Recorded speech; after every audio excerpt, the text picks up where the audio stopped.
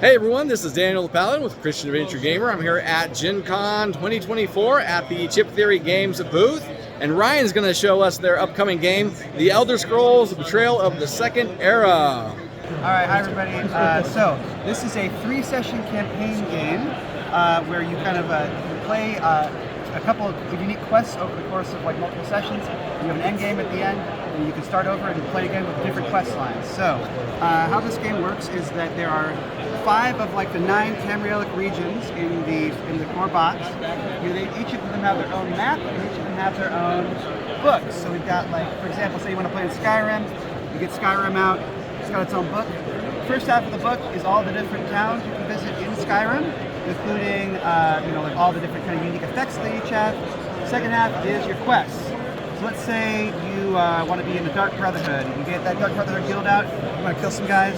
You go to the first step of that quest. Looks like we're going to be killing a Jarl today. We're trying to assassinate a Jarl. So we have in the first step we got our session snapshot. This is what's kind of going on. This is what we're going to be doing. Here's our kind of flavor text area, our starting location.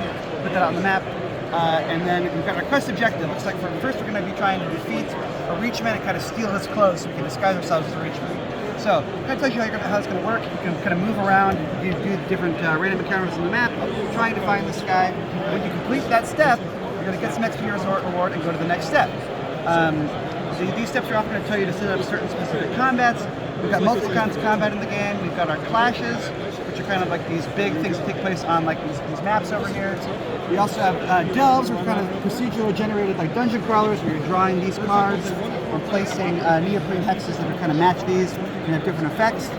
And we've got our dungeons, which are these big kind of preset maps in the back of the books here with their own special rules that have kind of some really, really kind of epic battles. You can see like this. So let's keep on going through this. We're gonna do all the steps. We get done by day 12. Everything you have to get done with by day 12 before so you can successfully complete it. So we go to the epilogue. We go back here. It's the Dark Brotherhood. It kind of tells you, okay, look, you did it. Here's the explanation of what happened. Then if you're in session 1, you have 3 options that are all kind of thematically or story linked of different quests you can do next. You also get this keyword. What's this keyword about? So see, it's game notoriety. So for session 3, instead of doing a normal quest, we're going to be doing an end game encounter. End games are these mega epic battles that are in the backs of the books.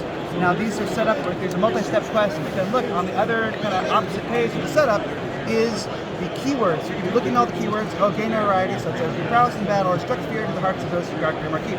So it's have a mechanical change for every keyword you gain, and so it feels like all the quests you've done, all of the steps you've taken, all the choices you've made over the course of your adventure give you kind of a unique effect on the final outcome. So if you finish the campaign, or you finish the end game, you're done with that campaign and you've won.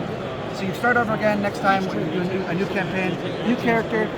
There's 45 different quests in the box, so you can play this a bunch of different times, have different quests, and it's going to really feel different every time. Awesome. For the character progression part of it, here's your character mat. We're going to kind of set up down here. All of your skills in this game are represented by these dice. So you have all these different dice references or skill references over here, depending on which skill line you have. This guy's got acrobatics and bow set up right now. He's also got a class over here, and this guy's his race. All the 10 playable races of Elder Scrolls are available here. They've all got their own stats, their own unique once per battle abilities, and when you're going to be playing on the mat, you're going to be rolling these dice and kind of executing your skills based on what you've rolled.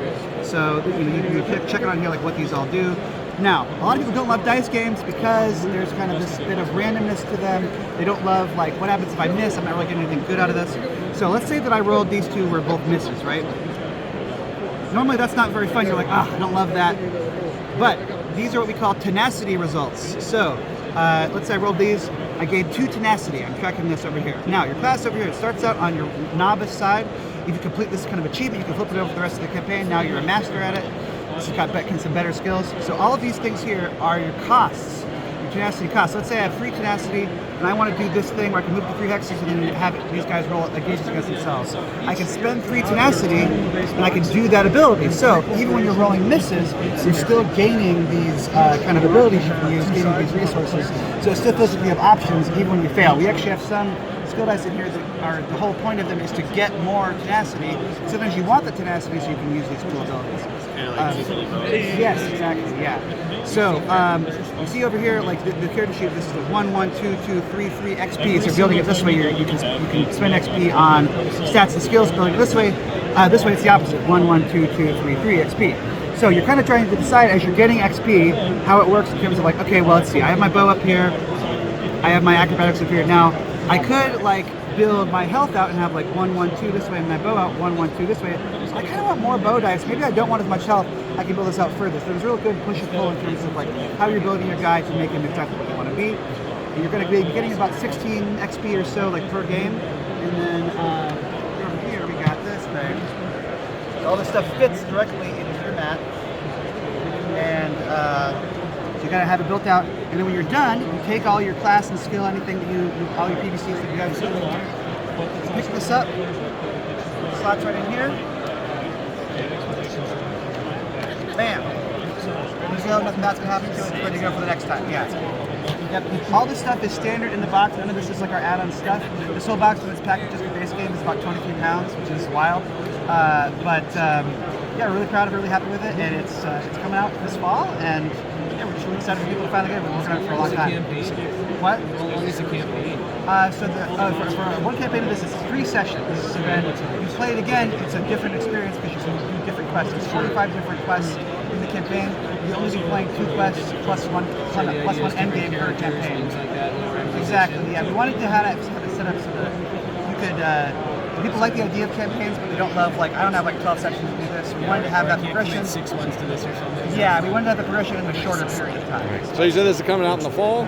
Yeah, it's coming out, it's shipping this fall. And will they be able to order it direct from Chip Theory Games? Yeah, they will, and it actually is available for late pledge for one more month. You can go to our GameCom page, and it's actually cheaper there. It's about $30 cheaper than one that being the final version.